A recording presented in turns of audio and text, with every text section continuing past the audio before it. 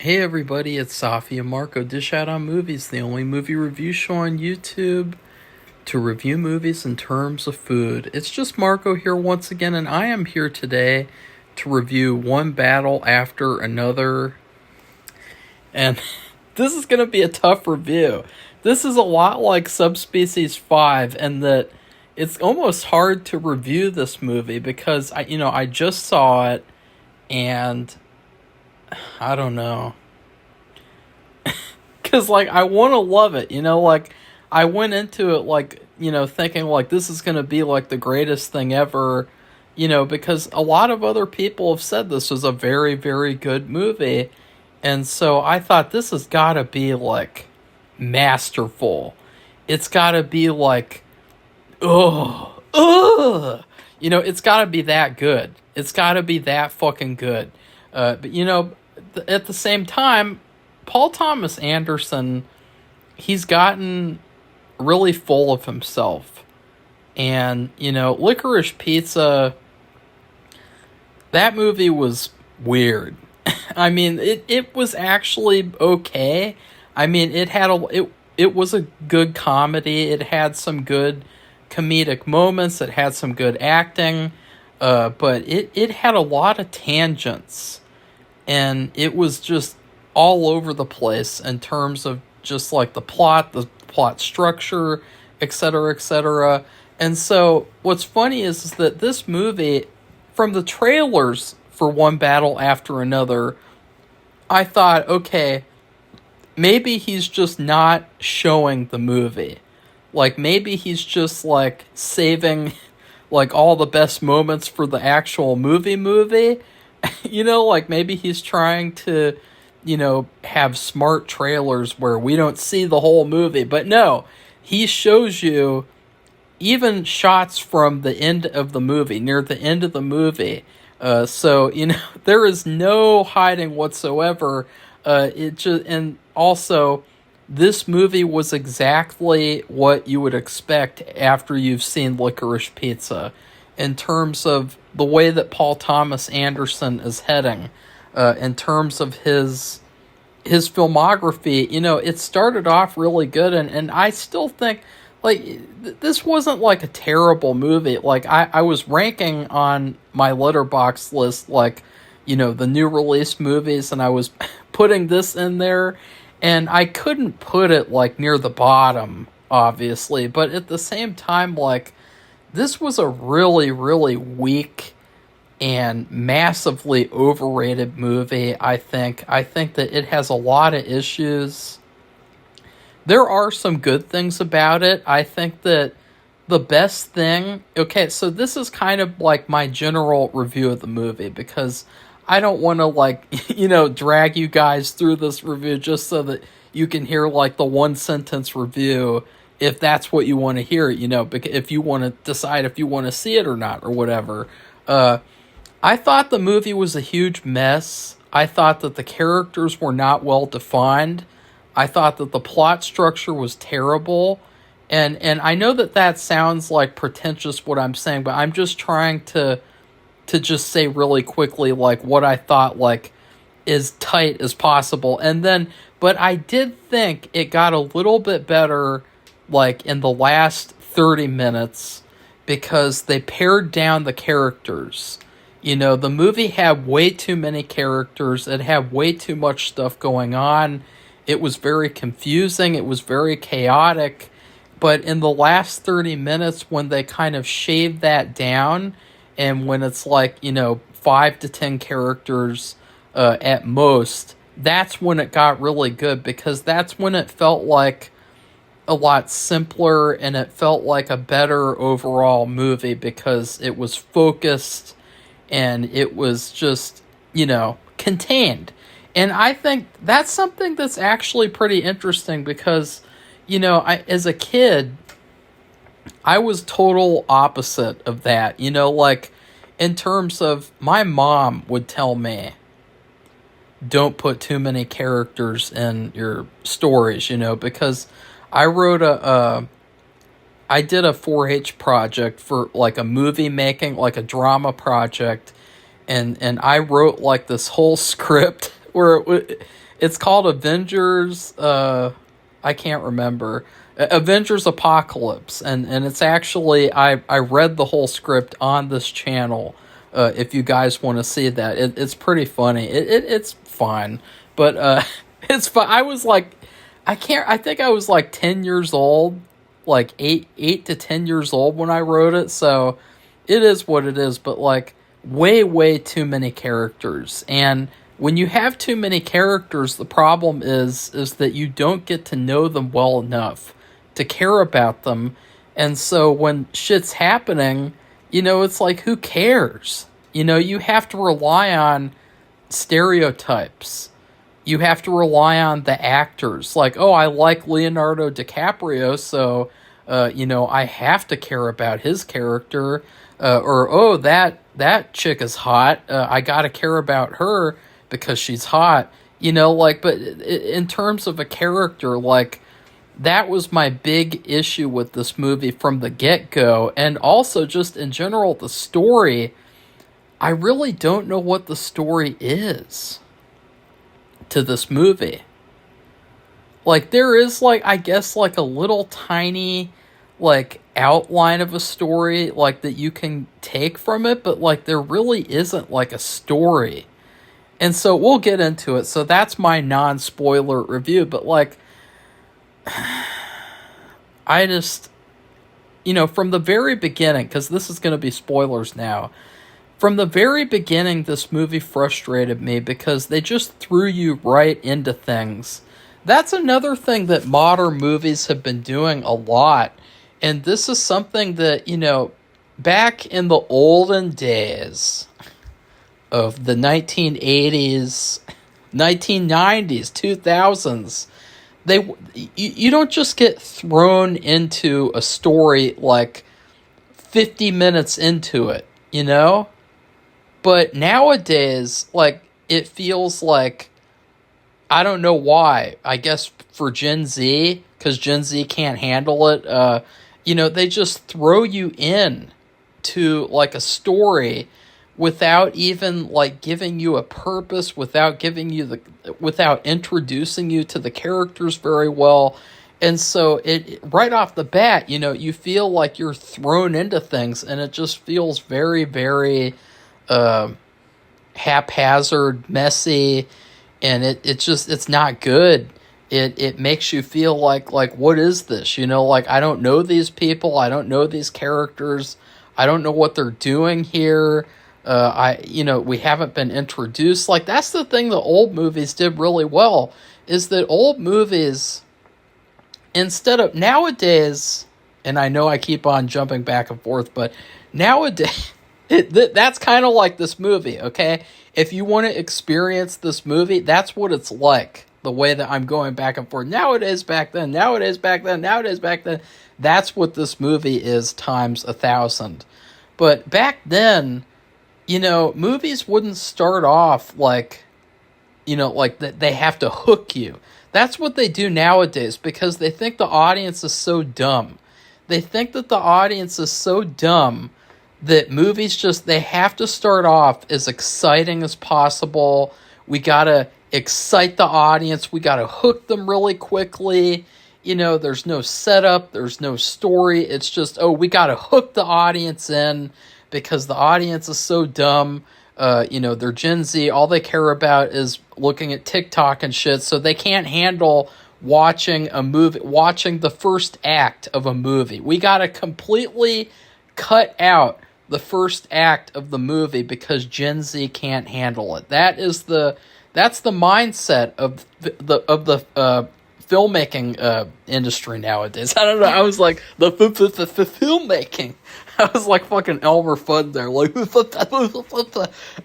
but like back then in the old movies, they took their time to set things up. They took their time to, introduce you to the characters, to let you know why the characters do what they do. There's very, very few exceptions. Like, it obviously things did change, but it was tied into, back then movies were a lot slower paced in a good way. There was a beginning, middle, and an end.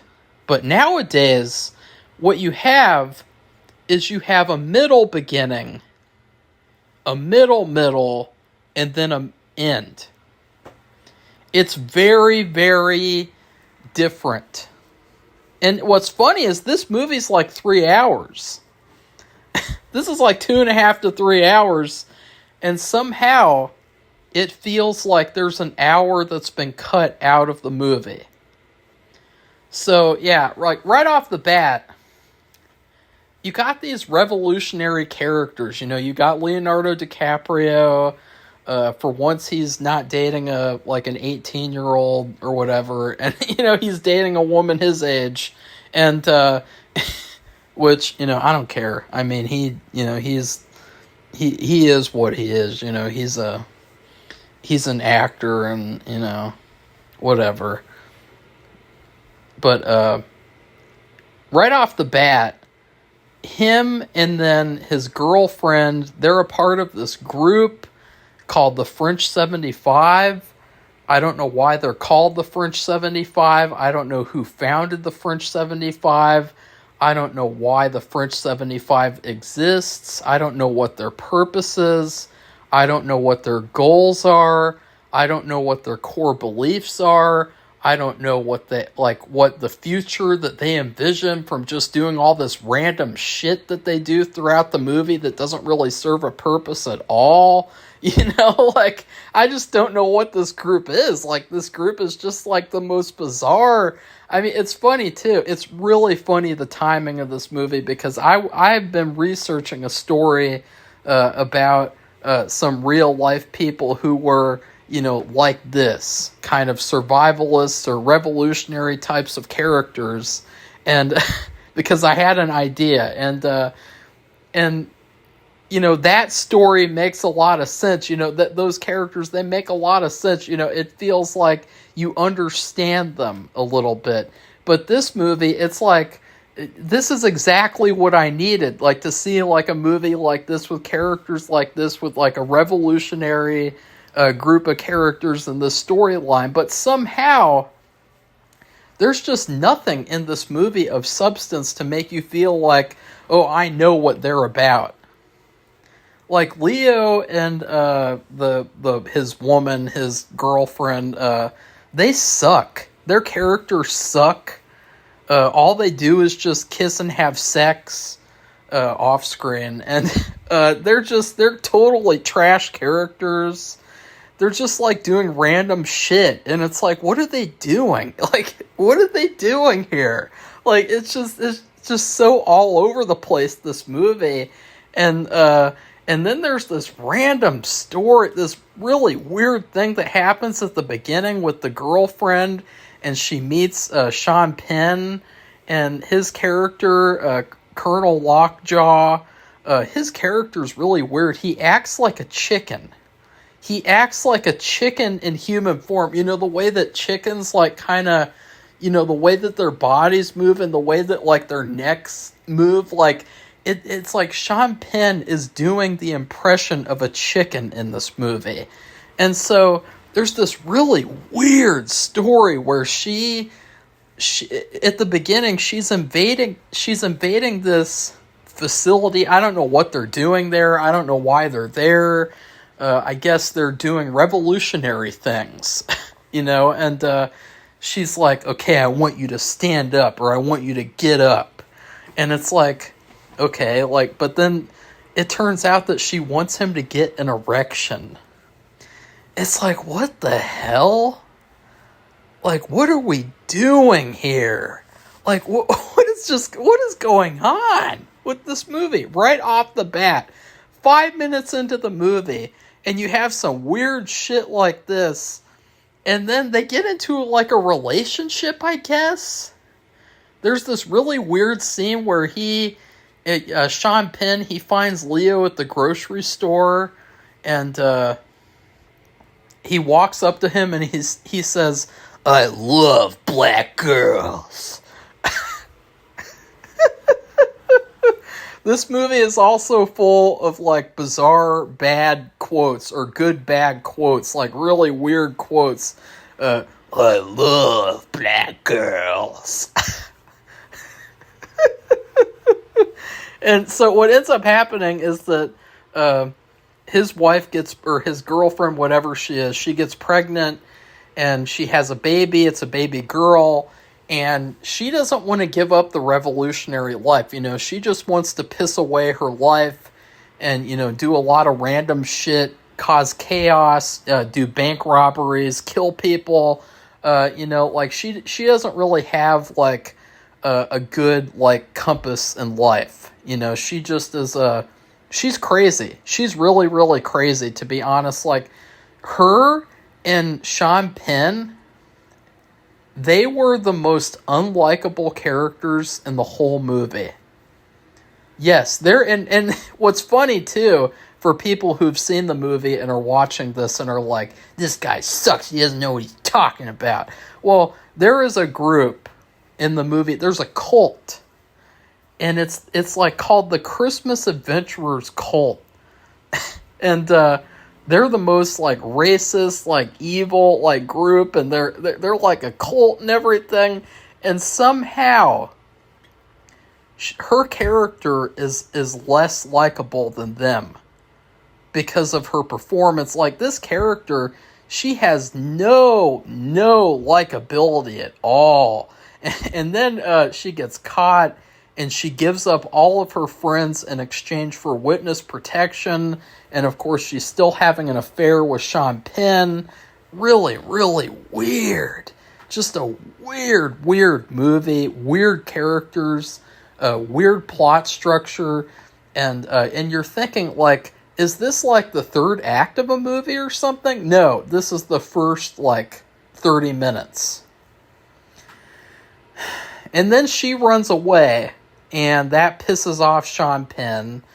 And then years later, Sean Penn, he comes back to, you know, he's basically trying to completely get rid of the French 75, just kill everyone, take everyone to prison, you know, just destroy the group, you know, throughout the years. And he gets promoted over the years. And finally, most of the movie revolves around Leo, who has evaded capture over the years, and his daughter, who is, she's a girl. And I don't know where I was going there.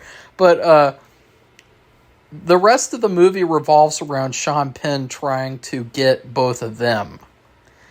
And yeah, I think that, again, the movie really, really is a mess from beginning to about 85% of the way through the movie. Even near the end, it gets a little bit better because they're just not jumping all over the place. That's another thing with this movie is the editing. I always have trouble saying the word editing. Editing.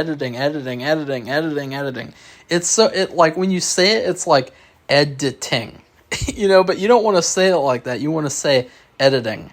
There you go. The editing in this movie is just back and forth and back and forth and back and forth, up, down, back, forth, like diagonal, like it's just all over the place throughout the movie. But as the characters start to go away and there's less characters, that's when it gets a lot better, because that's when it's, you know, it's a lot simpler, and you get some longer scenes too. I think that's another issue I had, was that the movie felt like a trailer. There were not very many long scenes until the last 30 minutes. There was a long scene where it was Sean Penn being interviewed by the Christmas Adventurers Club. There was another long scene with them where they discussed that he might have had a interracial relationship and a child. You know, and there was also a long scene between Sean Penn and the daughter. That was probably the longest scene of the movie. And then the car chase scene, which we'll get to. And that's when the movie got good. is when they let it breathe. They let the movie breathe. They slowed down. I know that I talk slow sometimes, and it's just because I want to, but like, slowing down, that's something that movies don't do nowadays. Actors are expected to talk fast. Yeah, I mean, especially probably because of like Aaron Sorkin and, you know, Social Network and movies like that, where, like, if you guys don't know, they filmed 9 pages in like 5 to 10 minutes. 9 pages of dialogue. That's how fast the characters were talking in that movie. And it feels like movies in general, they've gotten so fast-paced. They've gotten so fast. They never slow down anymore. They never slow down to smell the roses, or what would you say? Like, smell the perfume. I don't know. Smell anything. Just smell your fucking face. I don't know. But, like, I loved it in this movie when it slowed down near the end. That's when it really got good. It actually got good in the last 30 minutes. You had a lot of good action. There was a really good chase scene. The car chase scene is probably the best action scene of this entire year. It was so unique and well done. I thought that was great. But then I will also say the ending was bizarre. The ending was just kind of like, oh, well, you know, it really defined why this movie was called One Battle After Another, is because at the very ending, it's like, oh, still, it turns out after we went through this 2.5-hour movie, nobody learned a lesson. None of the characters learned anything. Because at the very end, the stupid daughter, who I didn't care about her. I didn't care about Leo DiCaprio. The only character that I really loved was Benicio del Toro. He played this sensei, this karate guy, and he was just like the most insane but like fun, quirky, goofy. But he was really, really funny. And he was also kind of badass, you know, like I would like to watch a whole movie just about his character. That's how much I liked him. I almost felt like he was out of a Coen Brothers movie. He kind of reminded me of, like, this movie also, in terms of the main character, Bob, Leo DiCaprio, he kind of looks a little bit like The Big Lebowski, and so I was thinking about that when I watched the movie. What was I saying before? How did I get there? Oh yeah, at the very end, the stupid daughter, after all that's happened, she hears some kind of call signal on the radio, and she leaves. She leaves her dad at the very end of the movie, and he's like, okay, bye-bye, honey. I'm just gonna smoke weed all day. I'm gonna drink, too. I sounded like Spicoli there. Spicoli from Fast Times at Ridgemont High. Sean fucking Penn, who, we'll talk about him in a couple of seconds. But, so after that whole movie, at the very end, she's like, okay, I gotta go do something for the revolution, you know, the revolution that's never gonna happen. You know, like, just this, like, what is she doing at the end? Like, what the fuck is she doing? It's so dumb. And they tried to play it off as, like, this sweet moment. Oh, yeah, no, I'm sorry. I apologize. At the end, Leo was, like, messing around with his phone camera, and because he got a cell phone.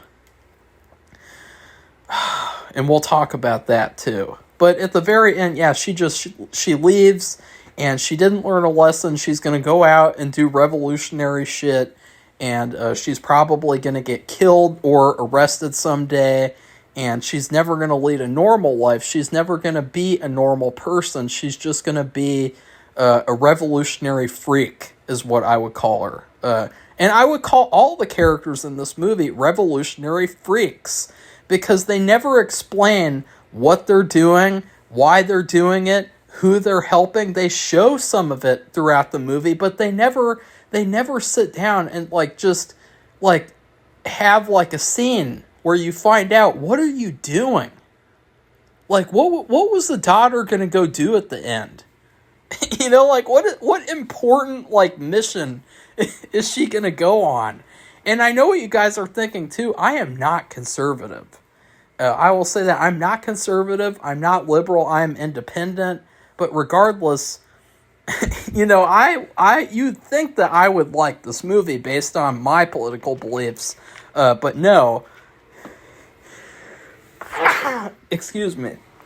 Sorry. I think that's the first time I've sneezed on camera in a long time. It was a big sneeze, too. I really felt that one. Oh, God. I gotta take my medicine, too. But anyways, where was I? Oh, yeah.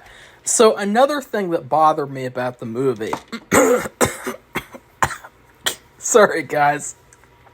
I was like...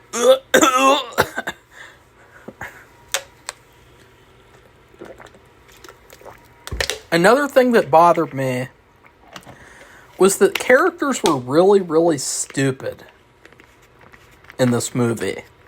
I mean, really, really stupid. There's a specific thing that the daughter does that's really, really, really bizarre. Okay, the daughter gets picked up from school. She gets saved by this other woman who's going to take her to a safe compound. And she asks her, do you have a cell phone? And she says no. Well, then we find out that she does have a cell phone.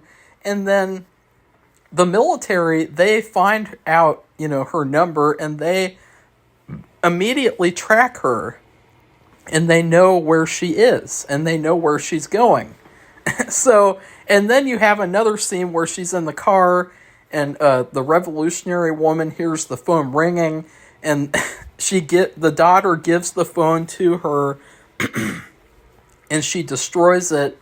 And then she's like, "You were supposed to tell me if you had a phone."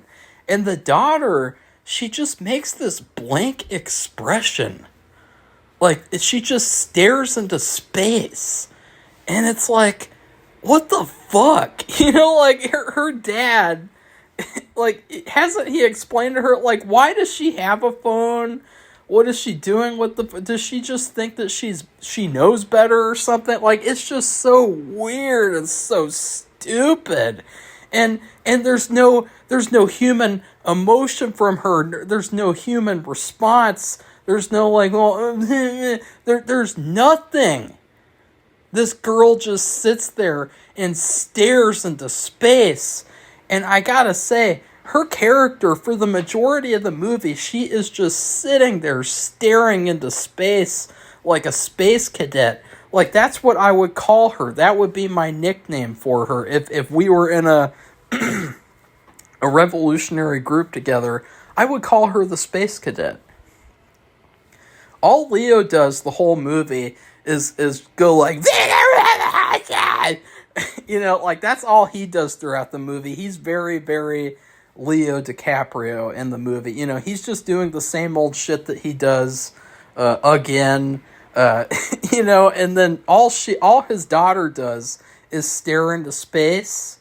Benicio del Toro is good, but then Sean Penn, his impression of a chicken is just really, really bad. It's really, really bad. There's some moments where, and this was also, this is a hallmark of pretentious directors, and I would know, because sometimes I had to look at my own work, and I had to say, am I letting this take go on for a little too long?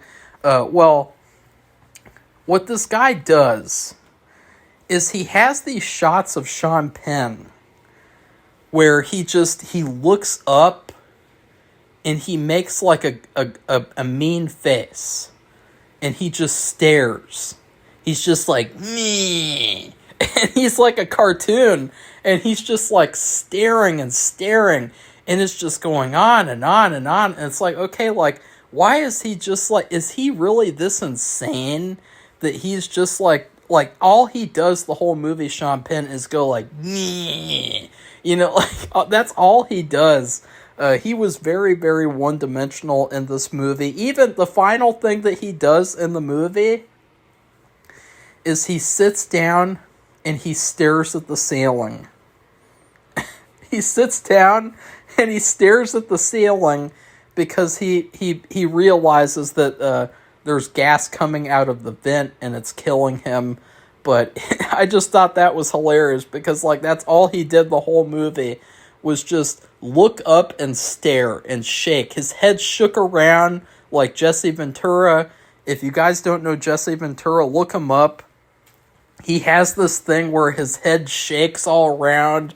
It's like a bobblehead. It just shakes all over the place. Oh, I got dizzy.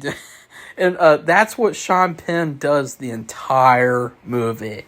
And it's really, really weird. And then, as I said before, the mom, she was terrible. She was probably the worst character in the entire movie. I was so glad when she left the movie because, you know, like her character, it's just like, who is she? She's just some violent criminal. You know, like she's not a character. She's not a character at all. You know, she's a stereotype. So, I don't know what else to say. As I said, I liked the car chase. I liked some stuff near the end. I thought the last 30 minutes is when it got good. I would probably not watch this movie ever again. And I'm a Paul Thomas Anderson fan. Back in 2020, I kept on watching Magnolia and The Master over and over and over again. Like every other day, I would take the evening to watch The Master or Magnolia just over and over and over. Like, that's how much I liked both of those movies. And I emphasize the word liked because I don't like Magnolia at all anymore. I do love The Master. The Master is definitely his best movie. And then I love There Will Be Blood as well. And I would say I don't like Boogie Nights at all. Never liked that. I've only seen that one once.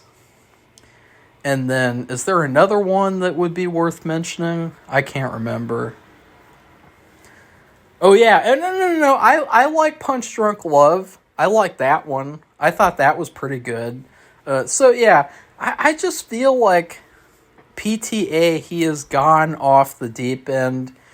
And this was yet another kind of a failure at like trying to win the battle of the movie theaters. Like, you know, this was really like them trying to win a battle of like trying to get the audiences back to the movies again. And with this, you know, the famous actors like, oh, it's the Leonardo DiCaprio movie that's coming out. With the big filmmakers who made it. The problem is if the script is not good, the movie is not going to be good. And if the script is not going to be good, the audiences are not going to come.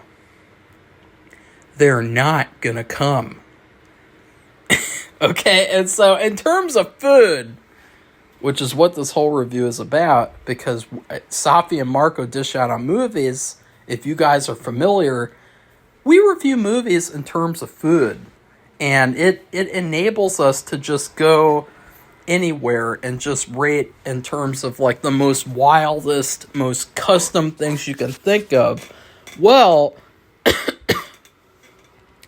I'm going to have to think about it because I really... For some reason, whenever I do, like, a movie review, I think, like, oh, I'll come up with it, like, while I'm doing the review, but then I just don't end up doing it, and I'm like, oh, well, I gotta reveal my cards and say that I didn't But wow. You know what? I guess that I would say that I'm totally not trying to stall. Okay.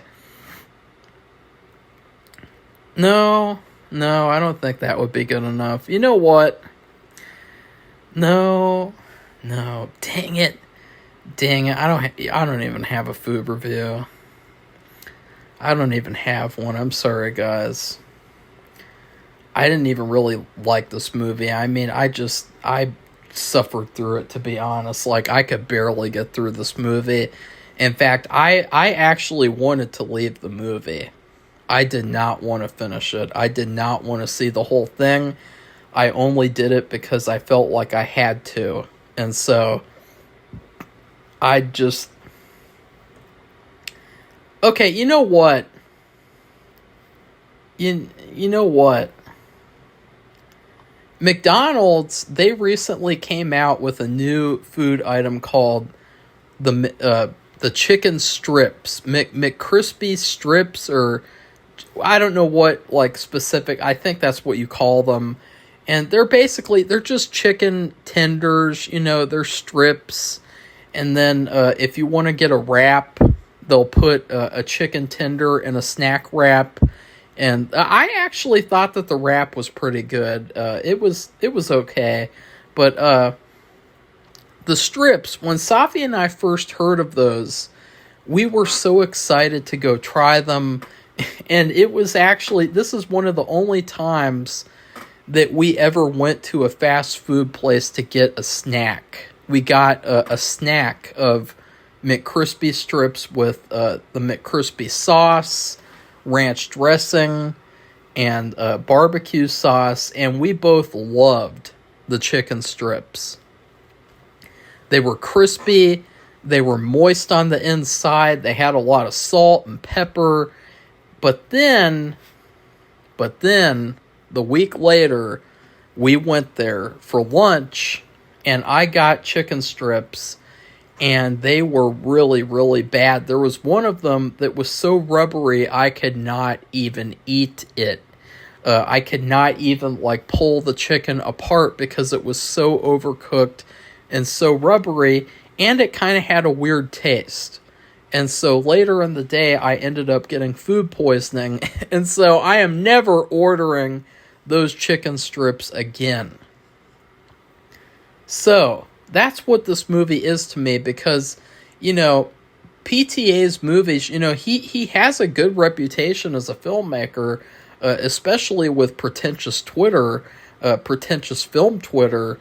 And so, you know, I was really excited for this movie, but then when I finally got to watch it, you know, it was like a big, like, WTF. Like, I just feel like the movie needed, like, 30 to 40 more minutes at the beginning and throughout the movie, sprinkle it throughout, because that's another thing that I didn't mention is that the movie felt very choppy.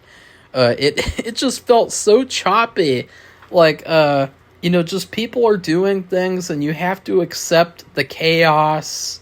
Maybe it was like chaotic like that on purpose, you know, maybe it was a choice to try to make it more like paranoid or something, like, I don't know, make it more intense, but it was not that intense. It was just kind of a bore, you know, except for the last like 30 minutes. But anyways, I keep on saying that too, like, it was not good, but then the last 30 minutes, you know, and it's like, well, even the last 30 minutes were not great, you know, like, this movie was no weapons, I will say that. So overall, I would not recommend the movie, but if you like Leo DiCaprio, I guess you could see it, and then, yeah. But it's like a 3-hour movie, so, you know, you're really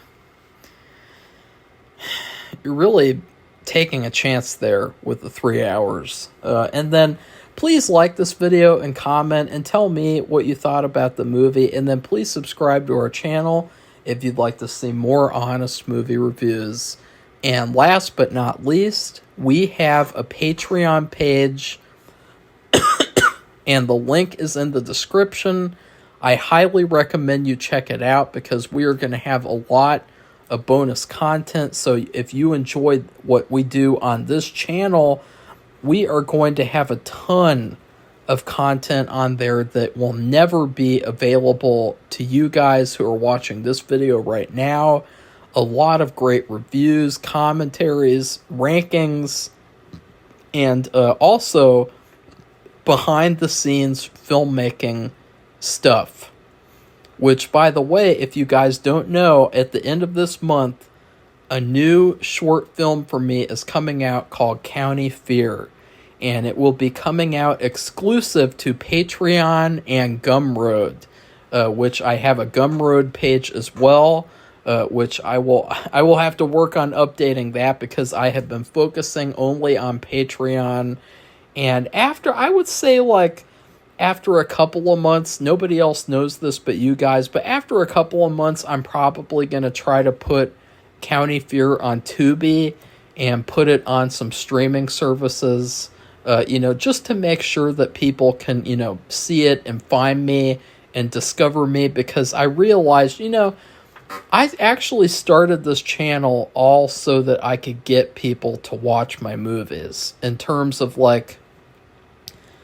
I thought, people who do these crowdfunders and they have these, little indie movie audiences, how do they get those audiences? And I thought, if I started a YouTube channel, that maybe I could get people to support my films. And unfortunately, I did kind of realize earlier this year that probably wasn't the best idea. I realized that, it's a separate thing. I like doing YouTube and I love doing reviews, but it's a separate thing from filmmaking. It's a separate type of endeavor. It's a totally different thing. So, I don't really think it translates very much. I think that, honestly, it was probably not the best decision, which, back when I started the channel, I wasn't making some of the best decisions. And so, but whatever, it is what it is, because I am glad overall that I started this channel, because it has been very fun doing a lot of these reviews, and it's been very fun meeting a lot of new people and having a lot of great fans and having a lot of great interactions. But yeah, I guess I don't know, I felt like doing a little spiel at the end there. So goodbye, everybody. See you soon.